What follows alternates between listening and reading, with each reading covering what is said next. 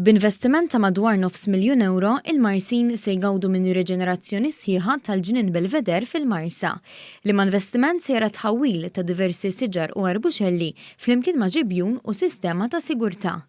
Waqt konferenza tal-aħbarijiet fil-ġnien stess, is-Sindku tal-Marsa Joseph Azzopardi sostna kif dan il-proġett kien ukoll fil-manifest tal-Kunsill Marsi u qal li l-Kunsill Lokali tal-Marsa jinsab sodisfatt li dawn ix-xogħlijiet se jibdew fi ftit jiem oħra. Tal-Marsa għandha ġonna kbar fosthom dan il-ġnien, fosthom il-ġnien 6 ta' Awwissu faċċata tiegħu, jeżisti wkoll il-ġnien Spencer li wara ħafna żmien ta' telqa daw se jieħdu r-ruħ.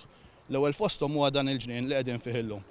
Miktar il-qudiem inkomplu nitkellmu aktar dwar il-ġnien Spencer. Min-naħa tiegħu il-Ministru għall-Ambjent Aron Farrugia sostna li investimenti bħal dawn iħallu impatt pożittiv fil-komunitajiet u qal li dan il-proġett ta' riġenerazzjoni huwa wieħed estensiv li se jħares lejn diversi aspetti tal-ġnien għal benefiċċju tal-Marsin. Hawnhekk se jsir diversi xogħlijiet, ġifieri iktar tħawwil ta' siġar u arbuxelli, landscaping in-naħa isfel, se jimħaffer ġibjun biex ikun hawn self-irrigation madwar il-post kollu, ħajkun hawn ukoll infrastruttura ħadra bħal huma postijiet fejn tpoġġi u offert oħra xogħlijiet illi allura il-Marsin jistgħu jgawdu il-ħin ta' rikreazzjoni tagħhom.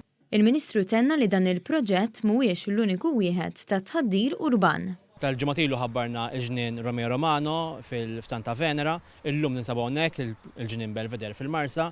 Il-Marsa wkoll dawqat inħabbru proġetti ieħor, imma wkoll diversi proġetti ta' urban greening fil-Ħamrun, f'Ħażabbar, f'Ħal-Qormi, il-Mosta u diversi postijiet oħra l-ambjent Malta jaħdmu fuqhom.